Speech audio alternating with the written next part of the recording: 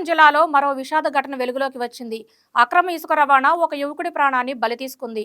ఇచ్చాపురం ప్రాంతంలో అతివేగంగా దూసుకొచ్చిన ట్రాక్టర్ ఢీకొనడంతో 24 ఏళ్ల యువకుడు ఉప్పాడ కుమార్ అక్కడికక్కడే ప్రాణాలు కోల్పోయాడు. ఇటీవలే విదేశాల్లో పనిచేసి స్వగ్రామానికి వచ్చిన కుమార్ ఇలాంటి దుర్ఘటనకి గురవడం స్థానికుల్ని కలిచివేసింది. ప్రమాదానికి కారణమైన ట్రాక్టర్ డ్రైవర్ ఘటనా స్థలాన్ని విడిచి పరారవడంతో అక్రమ ఇసుక రవాణాపై మరోసారి తీవ్ర ఆందోళనలు వ్యక్తమవుతున్నాయి. పోలీసులు కేసు నమోదు చేసి దర్యాప్తు చేపట్టారు.